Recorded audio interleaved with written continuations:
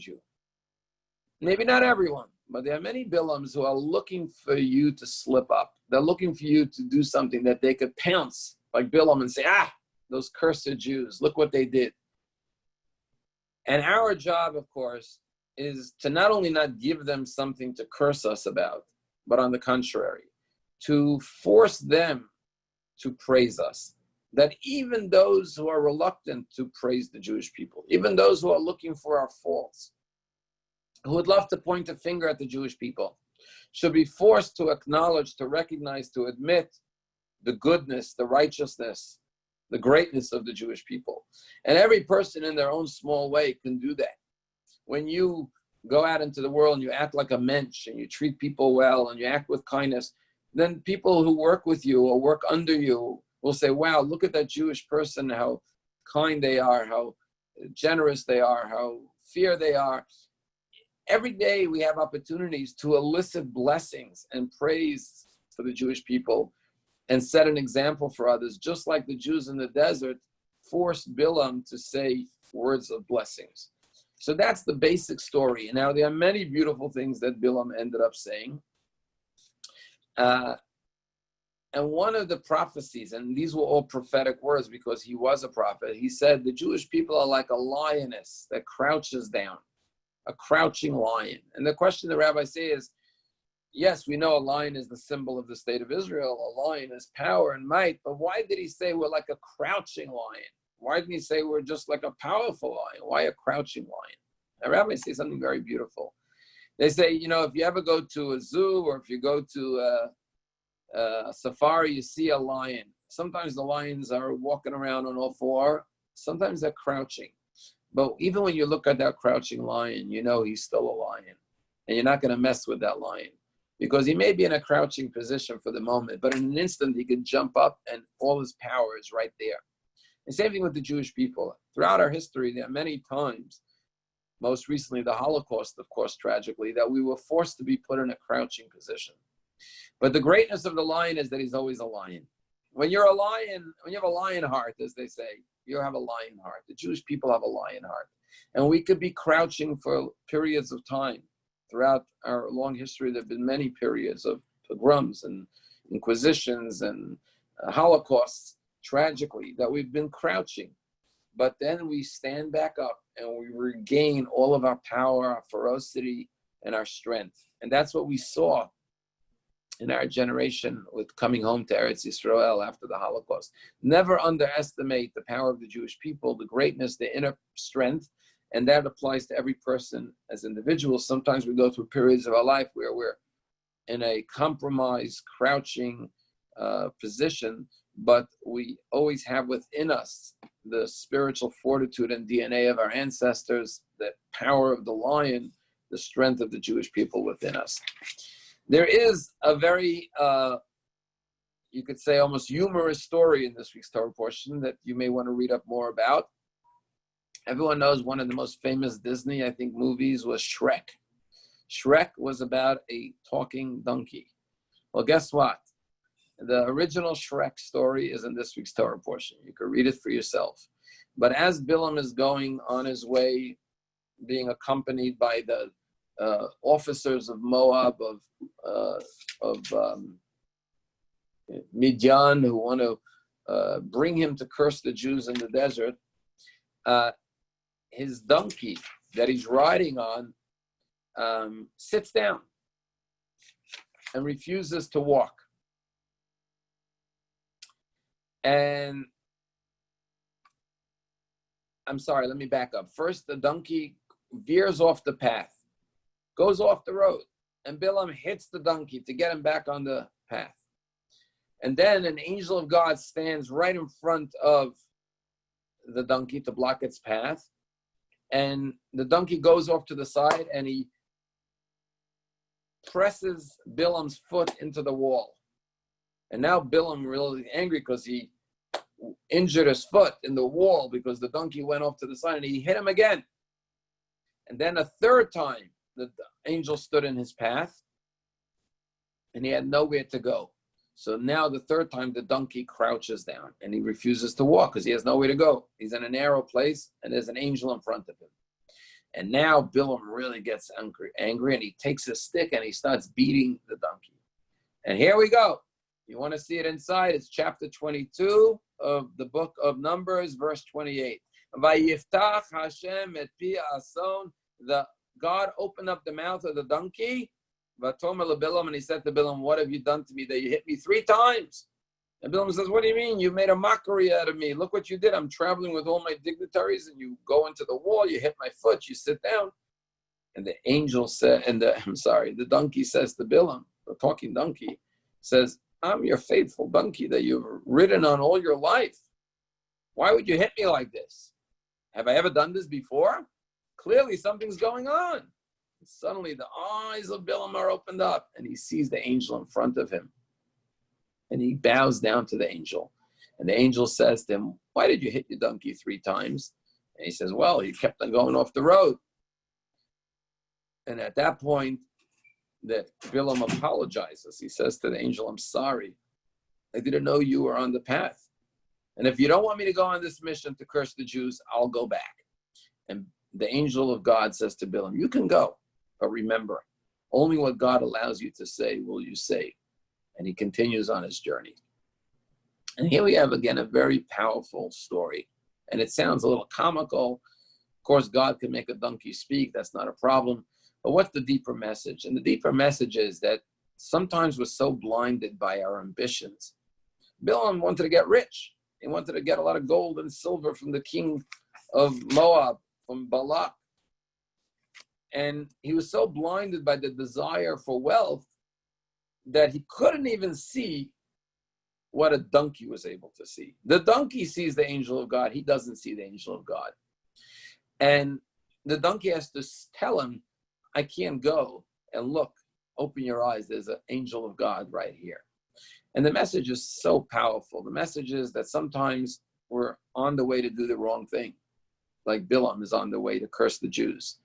But we're so blinded by our self-interests, by our desire for whether it's money or honor or fame or recognition or whatever it is we want, pleasure, that we're blinded from seeing the obvious. Even an animal could see it with animal intelligence.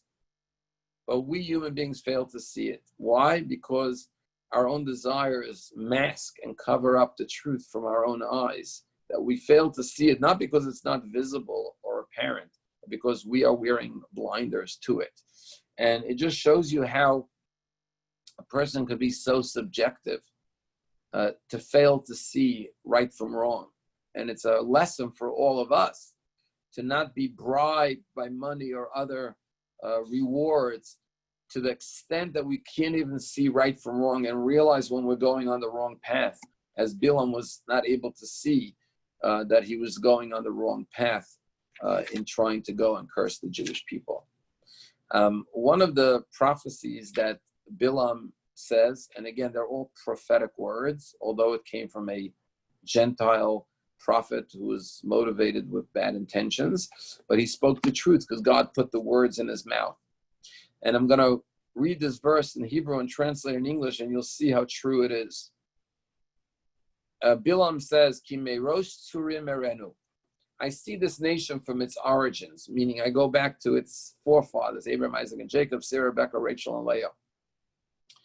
Umigvaot ashurenu, and from its hills do I see it.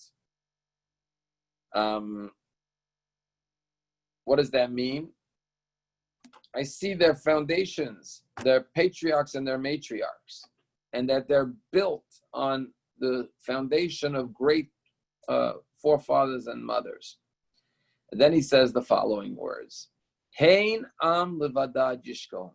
Behold, the Jewish people are a nation that will dwell in solitude. Uvagayim lo yitchashav, and not be reckoned amongst the nations. What does this mean? What he's saying is that the Jewish people will always be a nation that will dwell in solitude. Look at the state of Israel today. Look how the world isolates Israel from all the nations in the world. Continuously, every other UN resolution is against Israel, always picking on Israel. We are in solitude. The nations do not reckon with us. But that's a good thing too, because our rabbis say, and Rashi quotes this, that other nations might be mighty and powerful and influential and integrated and embraced and accepted by the rest of the world, but with the passage of time, they are lost. The Jewish nation are a nation that dwells in solitude. We are isolated often. We are treated differently. There's a double standard. We are picked on and always accused and bashed for things that no one else gets mistreated the way we do. But on the other hand, we're not reckoned with the other nations. What happens to normal nations doesn't happen to us. Other nations come, and then with the passage of time, they disappear. Jewish people are an eternal people. There is a dimension to them because they're built on the foundations of the mountains and the hills, meaning the patriarchs and the matriarchs. They have a spiritual strength to them, that they're indestructible, that those who curse them are cursed, those who bless them are blessed. And this is a very powerful prophecy spoken from the words of a non-Jewish prophet, but who spoke the truth because God put the words in his mouth, that we see until today holds true about the modern state of Israel and the Jewish people on a whole. And as much as Bilam tries from this angle, from that angle, he cannot elicit anything but blessings upon the Jewish people. I just want to conclude with a teaching of Rabbi Yaakov Emden, where he talks about this verse in the prayer book. How goodly are your tents, Jacob, and your dwelling places, Israel. What's the deeper meaning behind this verse? What is so goodly about the tents of Jacob and the dwelling places of Israel? We're not talking about the physical tents and the physical dwelling places. Obviously, talking about the spiritual fortress, the spiritual dwelling places of the Jewish people. What is it? So we all know it says in Pirkei Avot, the world stands on three things: Torah study, prayer, and acts of kindness. These are the three pillars of the world, of the universe, and the three pillars of every person's life. Every day we have to practice Torah study, we have to practice prayer, and do acts of kindness. That's what sustains the world and keeps it strong and functioning spiritually. That's the spiritual underpinnings and foundation of the world. So he says, Matov ohalacha. The word ohel, a tent, if you go all the way back, it says Jacob sat in the tents of Torah. A tent represents a place where you study. Esav, his brother, was a man of the field. He was out hunting. Jacob was a man who studied Torah in the tent. So how goodly are your tents refers to Torah study. Mishkanotecha is your dwelling place, but the word Mishkanotecha also has the word Shekhinah, divine presence in it. Your connection to God, prayer. But the word Mishkanotecha also has the word Shachen, neighbor, how you treat your fellow man. So in this verse, Bilam is alluding to Torah study, prayer, and acts of kindness, which is what our homes and our synagogues are built on. And that's what distinguishes and makes a Jewish home different than a non-Jewish home. A Jewish home is a home where Torah is studied. Like right now, through Zoom, you're studying Torah in your homes. That's special about a Jewish home. At the Shabbat table, or even the weekday table, we discuss words of Torah. Every meal, we invoke the Torah and the teachings of Judaism. As it says in the Shema, you should teach your children Torah when you sit in the house, when you go on the road. The home is a place of Torah study, not just the schools, not just the synagogue. Secondly, a place of prayer. There's morning prayers, there's evening prayers, there's prayers on food. We're always blessing God, praying to God, putting on our tefillin, praying at home sometimes, always prayer in the home. And most importantly, of course, and I don't say most importantly because they're all equally important, but of course, a home is a house of kindness. You invite guests into your home, you feed poor people, you invite lonely people in, you show kindness to people in your home.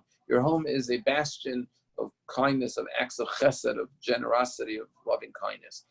And that's what Bilam was referring to, which again remains true till this day. Our homes are places of Torah study, our places of prayer, and our places of acts of kindness.